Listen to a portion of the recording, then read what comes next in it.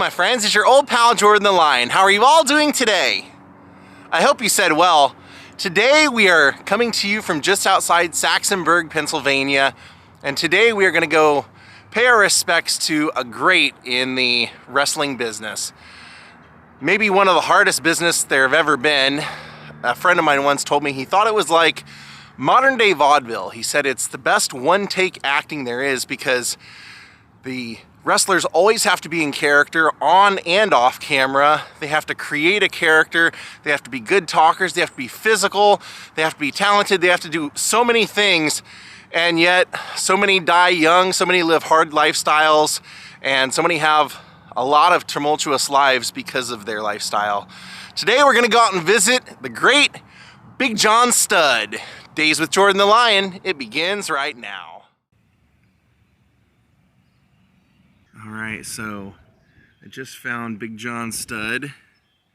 Coming up this road, look for a double heart headstone here that says Bayer.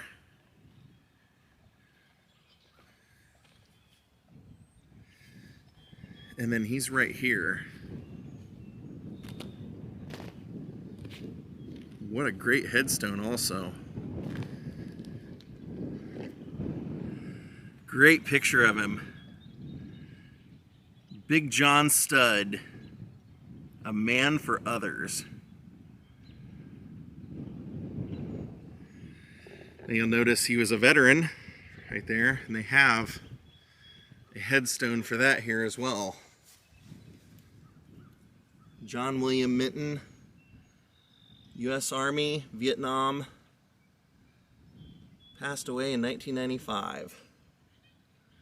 Yeah, Big John Studd was just a professional name. His name was John Minton, and he was actually raised here in Saxonburg on a farm. He said that's where his strength came from. From the time he was little, he was always kind of big, but he really was strong because he used to have to wrestle the cattle to the ground when they would brand them. So he was always a strong guy, and then went off into the Army and was military police and 300 pounds. After he took a break from wrestling, he would actually jump up to 350 pounds, but that's a big guy. I mean, pretty intimidating guy. Now, he said he always knew from the time he was a little boy that he was going to be a wrestler. That's just what he always wanted to do. He always knew he was going to be well-known, famous, and from the time that he came out of the Army, he never did any other job other than being a professional wrestler. Now, my connection with Big John Studd, I always try and explain why I like someone or how they played a part in my life, is that he was one of the very first wrestlers that I'd ever heard of. My dad and I shared a love for wrestling. I think I was probably like 3 or 4 years old. My dad started showing me Sunday morning wrestling on USA, and he would tell me about who these guys were, these wrestlers were, and everything. And I remember us going for one of my birthdays, I think, to Showbiz Pizza. And when we got done playing all the games, the tickets that you turn in for a prize, when we went to turn them in, they had a generic version of a 2-pack of wrestling figures of Big John Studd and Hulk Hogan, and that's what we got. And those were the first wrestling action figures I ever had. So I always have a fondness in my heart for Big John Studd. Now, John had a great career. He started wrestling in the early to mid 70s, was trained by Killer Kowalski, who was one of the actual greats of not only being a wrestler, but training wrestlers. And John would go on to wrestle, do a lot of tag team stuff early on, but he would wrestle originally under the name The Mighty Minton and then Chuck O'Connor. Now, he really paid his dues. This is a guy, he was a wrestler with the Crockett promotion. He was wrestling in Florida, out in Los Angeles, eventually for WWF, and then when Vince McMahon went serious and took over his dad's company and decided to turn it into WWF and make it the big multimedia conglomeration that it is now. Originally, when World Wrestling Federation came out, wrestling wasn't heavily marketed. It wasn't something that was promoted by the mainstream. It had like a cult following of a lot of people, but it wasn't something that you saw, you know, other people involved in. And Vince McMahon would end up doing that by having celebrities involved. But Big John Studd was part of that first wave. And so with Hulk Hogan and Andre the Giant, Big John Studd was right up there. He was a marquee headliner that drew a lot of money. And so he would be paired up most of the time with Andre the Giant. That's something that neither one of those guys really liked. If you think about it, it makes sense because, hey, you got two of the biggest guys in the business constantly battling each other. That makes for a good, fair fight. But in reality, you know, Andre was protected. Not only was Andre 200 to 250 pounds heavier than Big John Studd at any given time that they were wrestling, but Andre was Vince McMahon Sr.'s #1 guy, and thus became Vince McMahon Jr.'s #1 guy. And that meant that he was protected, which meant Andre doesn't get pinned. If Andre ever loses, it's by a count out or disqualification, but most times Andre doesn't lose because Andre is the Giant, the one and only Giant. And when Big John Studd came about, he was a big guy too, and Andre would always enter the ring by stepping over the top rope. And when Big John Studd came in, he decided to, he was a heel, he was a bad guy, and Andre was considered at the time a good guy. He wanted to get a lot of heat with the fans, so he started calling himself the only real Giant, Big John Studd, the only real Giant. And he started walking into the ring and stepping over that top rope, and all of the wrestlers from that era that give interviews now say that was his big mistake. Big John Studd was a very likable guy, and all the other wrestlers originally liked him, but they said once you crossed Andre the Giant, and once Andre didn't like you, nobody was allowed to like you. And that's what happened.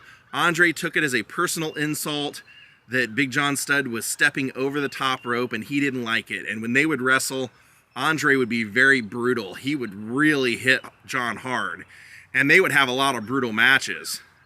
Most people in the wrestling business actually use the words bullied. Say that Andre the Giant used to bully Big John Studd.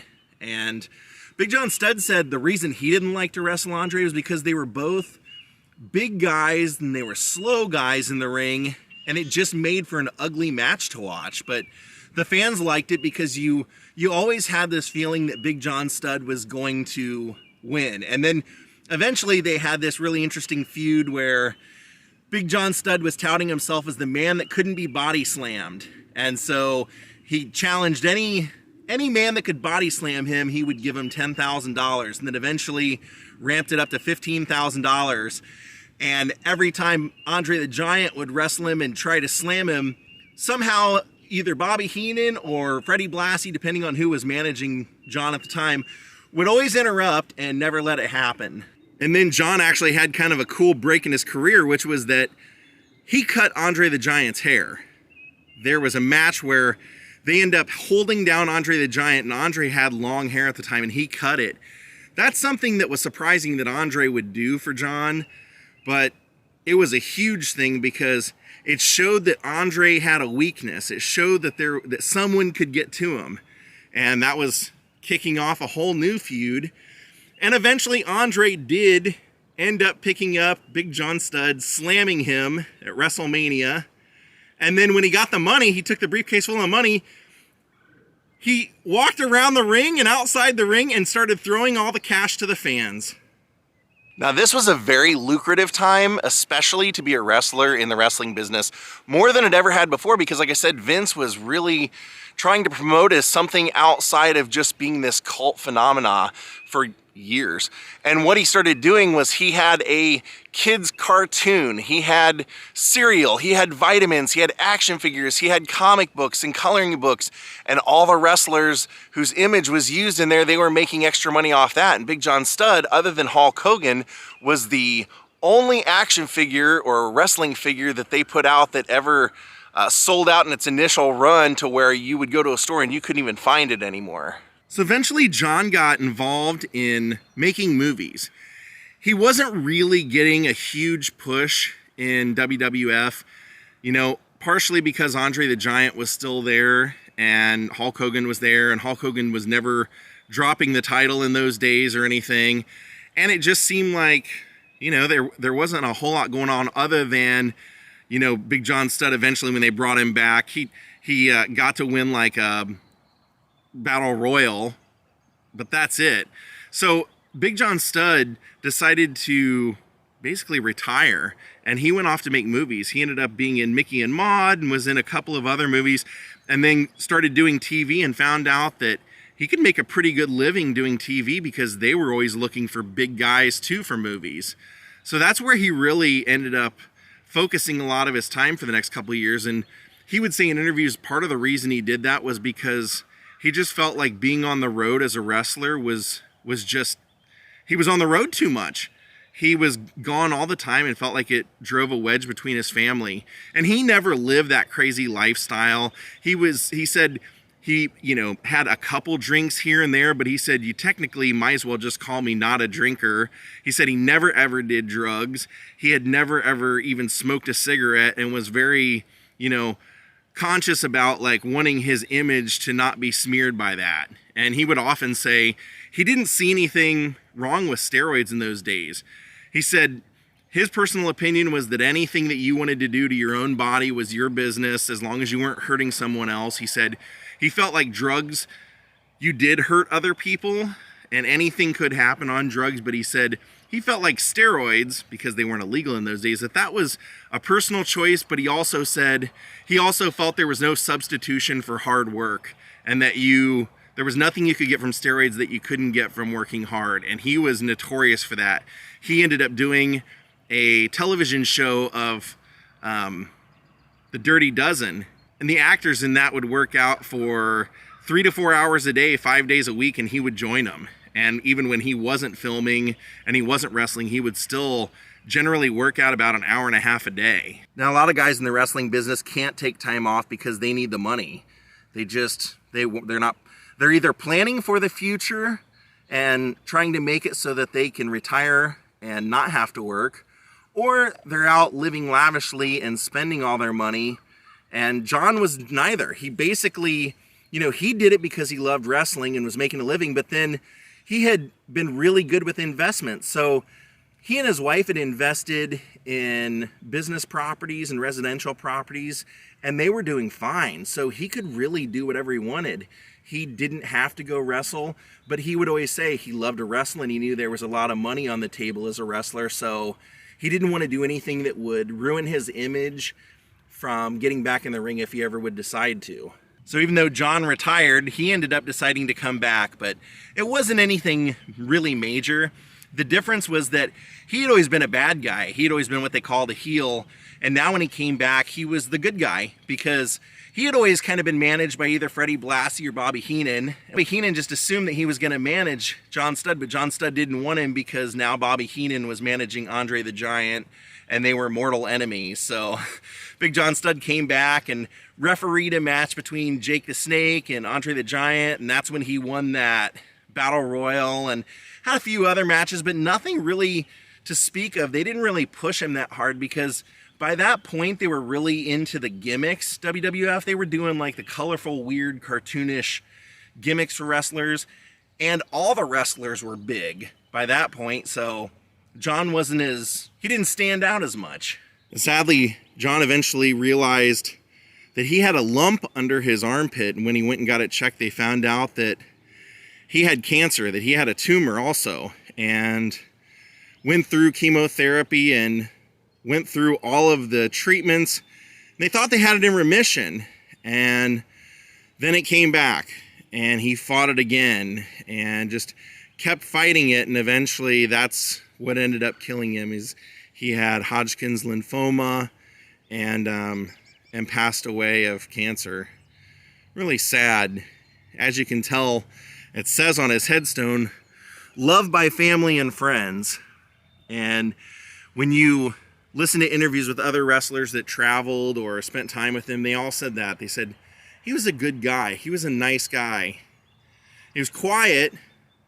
They said the only thing he had going against him was that he had made Andre the Giant mad. When you made Andre mad, you basically made everybody mad. So he kind of felt like that was... Big John Studd never really got the attention that he should have for his time as a wrestler, but family and friends, everybody always talked about what a great guy he was and how well he provided. He, even retired early so he could be with his family more often, and only ever had one wife till his dying day. A lot of these guys end up having really bad marriages or end up not knowing their kids, and he wasn't like that. So rest in peace, Big John Studd, John William Minton. Here you will always be a man for others. I believe some of his family still lives in this town, so that could be why there are some flowers out here. Plus, being a wrestling legend, I'm sure he gets a lot of visitors. And thank you for your service.